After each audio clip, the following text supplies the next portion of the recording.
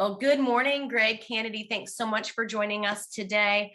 I want you to open up a little bit by sharing with our listeners who you are and how, of course, you came to either know Kevin or get involved in space.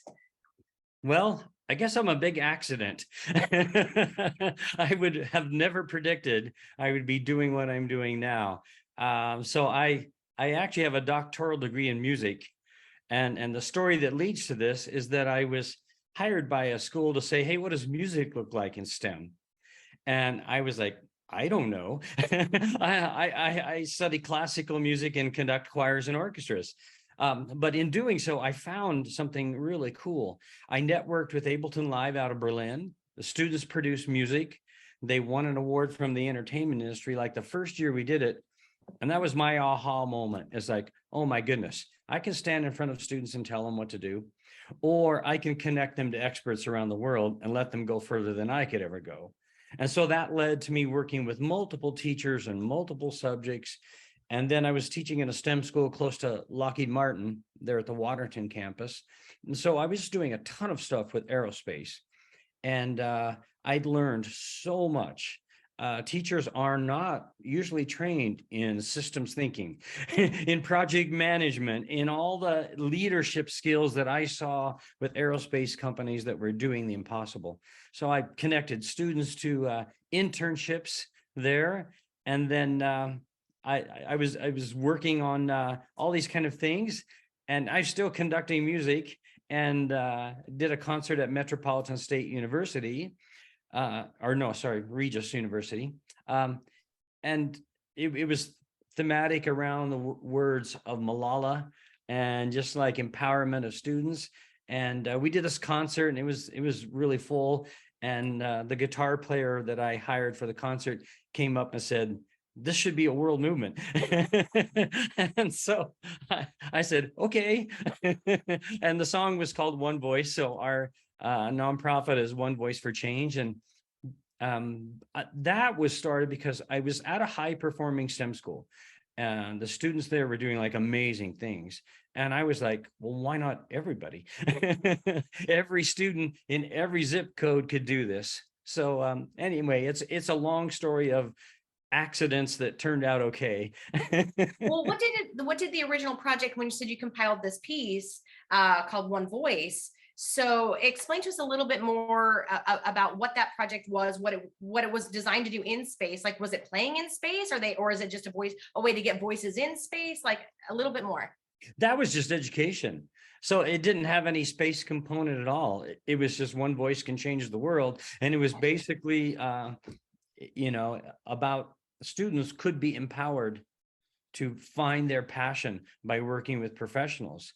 And then in my experience, because of proximity to Lockheed Martin, especially, I was immersed in, so many people. I'm thinking 40 at least engineers at Lockheed Martin that I got to know and built these relationships with them that, just said, wow, I had no idea that people did it like this. So it's and more like project based. So it's experiential learning, essentially, is what you were doing as a way to find something that kids are passionate about, and then providing that track for them to work with people who are professionals in that area to really enable their learning. Is that an accurate description?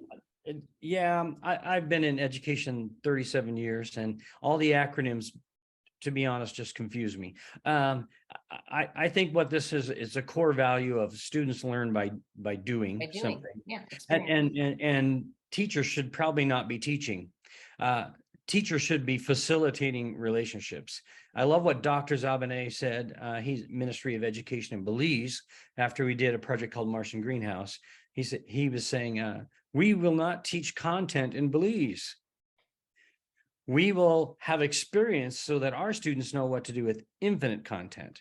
And I just think that's wonderful, because I have more content on my phone than is ever going to be covered by any teacher in any class in any school. What we should be doing is teaching people, teaching them leadership, teaching them things like systems thinking, teaching them how to solve the unknown. And that's so many times education is focused on solving the known and not the unknown. And the unknown is the fun part. And that's why I guess aerospace is such a great playground for that, because you're always solving the Right. unknown. Yeah. Right. I would, some of the themes that you've already hit on that I really resonate with is how important it is. And I think of myself as a connector, right? I see you as a connector, and I see you bringing companies, academics, subject matter experts, and students together. And I feel like um, if a child says, I want to be an engineer, you could tell them what an engineer does, or you could let them work with an engineer. I always think that second one is probably in the lane you're in. And that makes Exactly. that makes a lot of sense, because the student may decide that's not the path I want, but at least they'll have firsthand information. So the second theme you're hitting on that I really agree with is the importance of soft skills, teaching the kids some soft skills and organizational, how to do something that's longer than a short video game, right? Life is about big projects, long-term Yeah. projects. So I really like those themes already. Which is one of those issues with education. We do it in years, right? So like, this is what you're going to get this year. This is what you get this year, instead of taking a project that over the course of time, you can learn all of your content areas. You can be writing about your passion project. You can be working with somebody on it. You can apply the mathematical and science terms cross-curricularly. It really can become something that I think is super important in changing that how a kid views learning. I'm going to tell you a little bit of a backstory, and I don't know, Kevin, if you know this or not. So I was teaching at a school where we had a school shooting, and the young man that lost his life was actually going to present to the school board on virtual reality and augmented reality work that we had done with Lockheed Martin's Chill and Darren Bolthouse there. And so this was a kid who was like excited to learn, skipping through the halls, just loved everything. And I sat down with one of our industry experts after this happened, and we said, it was Christian Dow, Panther Industries, amazing friend. And we said, what can we do so that all kids are skipping in the hall and happy and connected and excited about their future? And we said things like, okay, well, let's take this student, for example. He had relationships, he had friendships, he had an internship at Panther Industry. He had a lot of mentorship from his community and from industry people. And we just said, this is it. This is the simple answer: relationships, building ships. So we started an advisory board, and it's just been like miracles resulting from this simple concept of its building relationships. And lastly, I'm working now for DSST public schools in Denver. It's like 16 schools and inner city kind of environments. And we're concentrating on relationships and finding that it's just amazing. First of all, these large industries, they know a lot, but they don't know how students think. So if they do something meaningful together, it helps everybody, all sides, because we know that young people are super creative. They can solve those big problems that we can't solve.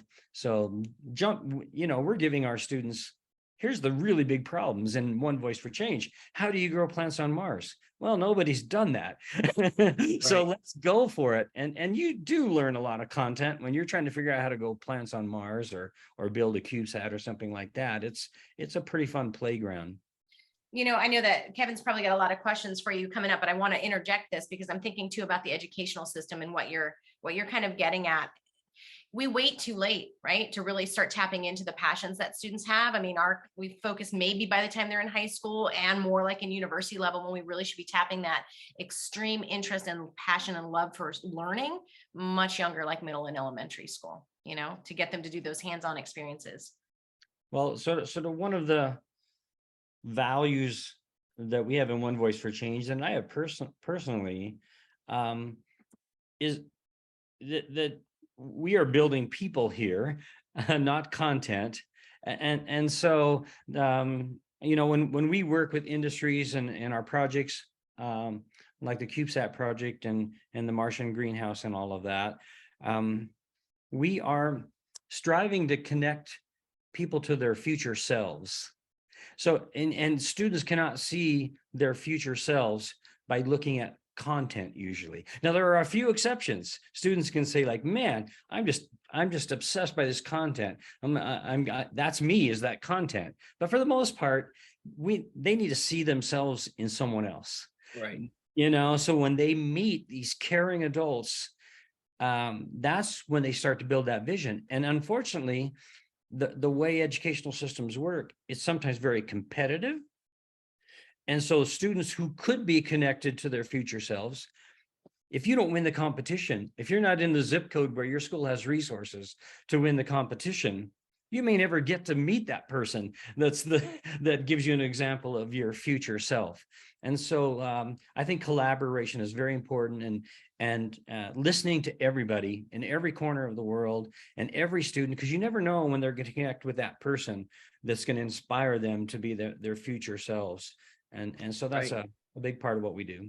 Yes. Well, my first question, and then I have a follow-up, is, was the guitar player Felicity Mitch? Was that the guitar player that you hired? Yeah, Felicity is the guitar player. Fantastic. And Felicity and you are the core of One Voice for Change. Am I correct in that? We are, and her story is, she said, she's a great teacher. She's been teaching for forever, teaching guitar. And she said, this just told me that I could do so much more in the world, and it turns out, what is a music teacher like myself or Felicity doing in aerospace, right? Well, apparently you're connecting. You're being a very good connector. And that's my transition to, let's talk about what you're doing in South America and what you see. Quick overview of South America, and then what do you see in the future there?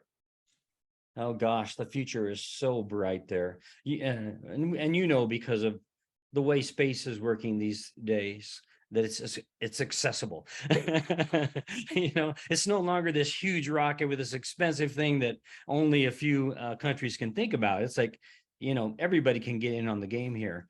So we started, I'm on the AIAA STEAM committee here in Colorado, and one of our new members talked about Dr. Johnson and CubeSat Sim. And I was saying, oh my gosh, that would be really cool. That's accessible for students everywhere. Some robotics competitions are expensive, and so you can't do that in every community or every school. But CubeSats, you could probably do that. So we worked really hard at looking at that model and seeing if that could work. And sure enough, it turned out to be a good idea. And I just started networking with a lot of space agencies and educational institutions all over South America. So in Ecuador, Ciudadalas, amazing example. If anyone wants to look them up, I think the whole world should be looking at what Matias and Juan do there. In Bolivia, a crazy good things happening at the university level. And then their plan I love, which is like mastered at the university level and then let it spread down to the high schools and the middle schools and everybody else. Build an ecosystem of aerospace. So the potential was crazy good. And honestly, we thought we had funding to send these CubeSat sims to like multiple countries. That didn't work out.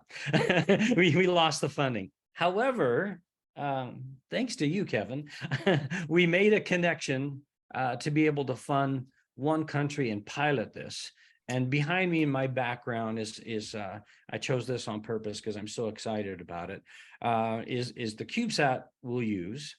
And one amazing thing after another happened. So Paola Wong from STEAM World in Peru, and also works for Engitronics and Concitec, which is like the space agency for Peru. She is partnering with us on this. She was one of those people that I contacted, and I said, hey, we're doing this thing called Martian Greenhouse. You could look at that as far as like how we collaborate globally and bring in experts, and this approach, which is students do all the work, teachers don't teach, they facilitate a relationship, and the industry experts mentor in a simple, fun way, just mostly by listening to students and empowering them and empowering their passions. So Paolo went above and beyond and sent Cesar into this collaboration. And even without a mentor, I'm on one of the Martian Greenhouse meetings, and there's Cesar and Peruvian students doing the Martian Greenhouse project, and not only doing it, but like, it was amazing. The urgency, the passion they had was just incredible. And then I know Cesar went to the Kennedy Space Center at your event there, Kevin, and was greatly inspired after that. So since then, what has happened is like the Air Force Academy STEM Outreach Committee, with the help of Jung Young, they've jumped in as like, hey, this is a thing. This is a goal of the Air Force. This is a goal of our STEM outreach. Can we be mentors? And like, heck yeah. And, my last email from Jung Young was like, he's trying to connect us to the Space Force and all kinds of wonderful things. And then was able to connect with a student named Nike at University of New Mexico. And she works with Society for Hispanic Professional Engineers. That is beyond her university, but they want in on this. So we are going to have a lot of mentors that want to do that from there. And then I just the other day met Roberto de Mata from Metropolitan State University here in Colorado. And they are what's called a Hispanic serving institution, and they're really pioneering how to bring about opportunities there. So he's going to jump into that. And then I met Scott Paulo at University of Colorado in Boulder, who there's an entire network of universities who are pioneers in everything to do with CubeSats, and they're called SwarmX. And so SwarmX was very interested in getting involved in this as well. And so I guess what I'm trying to say is like, the world is ready for this. People want to come together and help each other, and not just in Peru.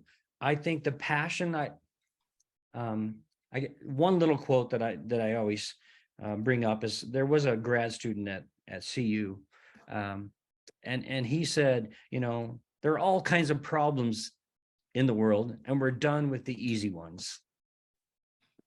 I know, and we are entering a time where there are grand challenges that aren't going to be solved by a person. They aren't going to be solved by a company. They're going to be solved by a community, global communities. The bigger the problem, the bigger the community we need it. And gosh knows we have a lot of global problems. So we need to come together. And then when you talk about space exploration, we better come together on that. Right. Well, obviously I'm a big fan of the work you're doing, or I wouldn't have started going to those meetings back, I guess it was the spring, but I'm really glad I got connected with you. What I agree with you on is that this CubeSat is really not about technology. It's about what I heard.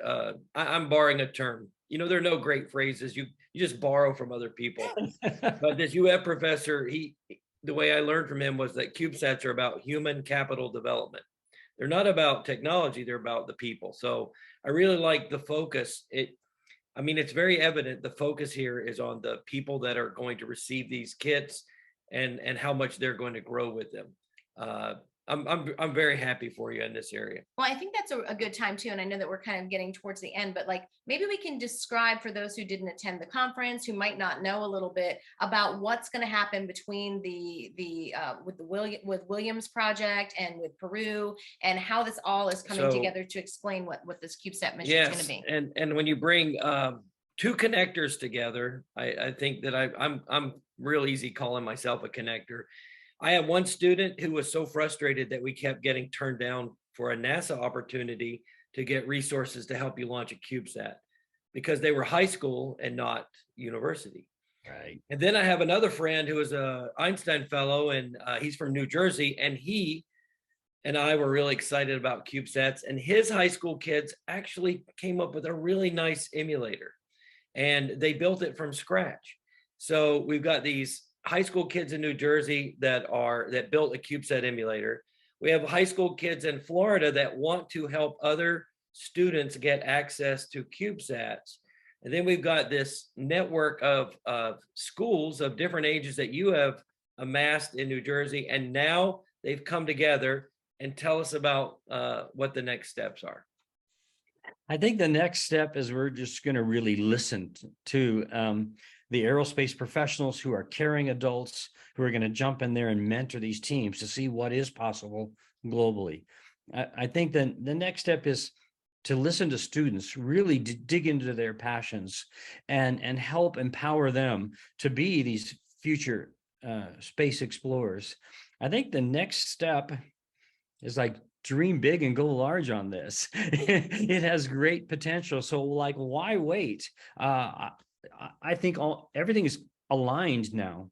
The passion of the students, the aha moments from our mentors, as you have said, that us figuring out that students at younger ages really need to see themselves doing this. It Right. can't be you make it through graduate school and then maybe you'll get a shot at it. No, it has to be like everybody at the youngest possible age that can start seeing themselves in this. So my philosophy is I never tell anyone what to do.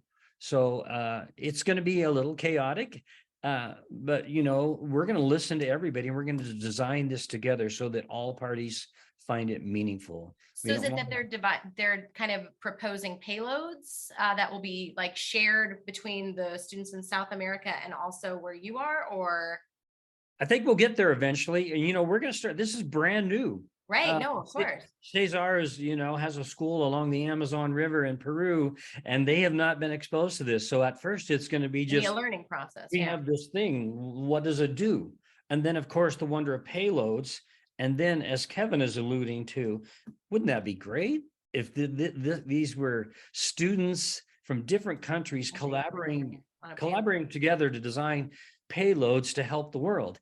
Well, that's what I'm thinking about, like the Amazon there. So like, Kevin, maybe this is a question for you. Is that something that could they start off there with, say, a high altitude balloon that was doing some kind of test measuring? I don't know, whatever it is in relation to the Amazon and the rainforest. And for our audio, for our podcast listeners, Gregg's screen, you know, behind him, his virtual background has a image of the A3 sat emulator.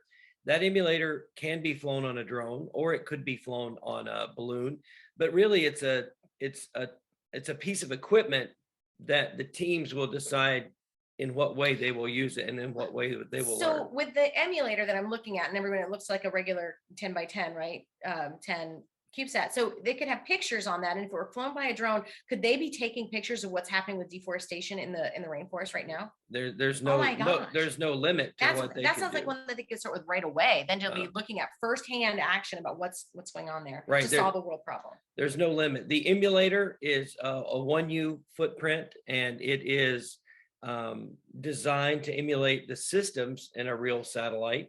It's just at a much lower cost, which is what we need to get it into the maximum. I never thought about a drone maximum number of hands. Like that's even more accessible when you're looking at it like that. You know, another exciting connection here is the GLOBE program. And so this emulator is already, I think, approved by or in use with the GLOBE program. I know Rusty Law, who was just in Brazil and just came back to Colorado. I'm going to talk with her Monday. We're going to dream big about like, how does this connect to the GLOBE program? And so it's expanded. I mean, one of my friends who has known about the GLOBE program for years has so thrilled to see it go from people collecting data on the ground in isolated places to like this being a global thing where, like Kevin has said, the data that you can collect is infinite, from images to like carbon dioxide in the atmosphere to like thermal imaging. Right. There's I think an entire weather related sensor in the kit that's perfect for monitoring all types of atmospheric conditions. So the GLOBE program, just very briefly, I can't do it justice. It's a well-established NASA, at least it was initiated through NASA. And it really is about connecting people with what they see on the ground, looking up into the atmosphere, and what the satellites see. And they can actually compare the data collected by the satellites to what they call it ground truthing, right?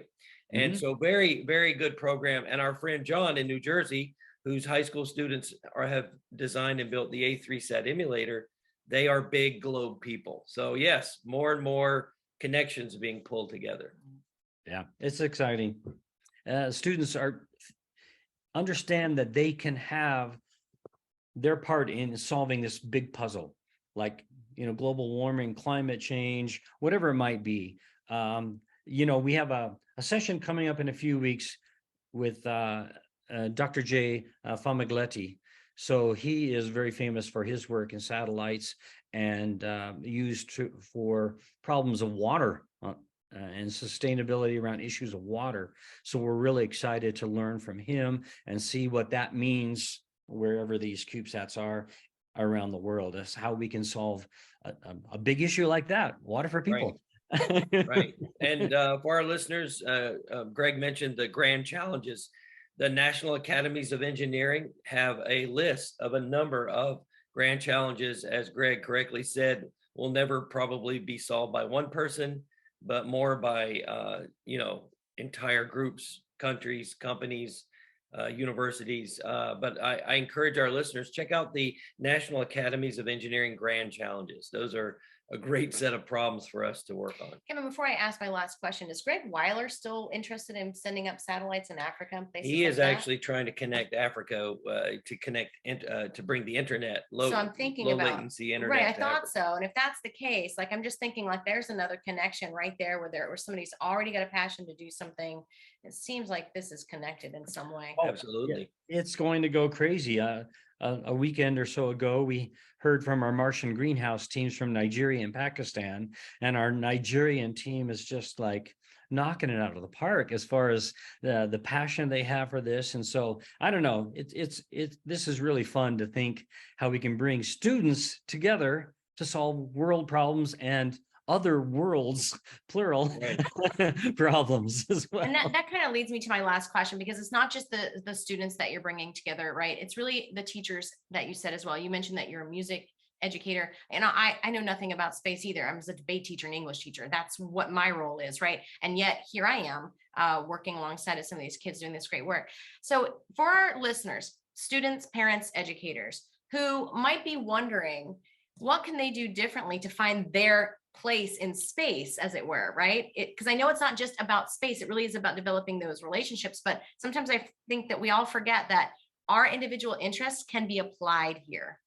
So what advice do you have as we leave with that note about how we can either change education, our own paradigm shifts with that as teachers or as parents even? We just need to break down the silos that we've created in this world because we're all space explorers. When I was teaching at a STEM school and people would come by and they knew I was a musician, and, don't you want to be STEAM? And I would say, no, I am music, I am science, I am technology, I am engineering, and I am math. I'm also space, and everybody is, every citizen of the world. And so I don't see any other way that we're going to really solve these big problems, quite honestly. I don't think we can leave it up to the chosen few to solve these massive problems on our world and other worlds. We've got to come together, and we have to start seeing ourselves as a piece of the puzzle. We don't have to be the expert that designs something that's revolutionary. We have to just be in the mix as far as learning our citizenship, how we work together across the globe, how we solve problems. This is huge, and it can translate to like any industry, not just space. But yeah, let's come together. And I think it's okay that an English teacher and a music teacher and a farmer and whoever, we need everybody to work on this stuff together. Thank you. I really appreciate your time. I anticipate that we will bring you back, and because we're going to have to do an update,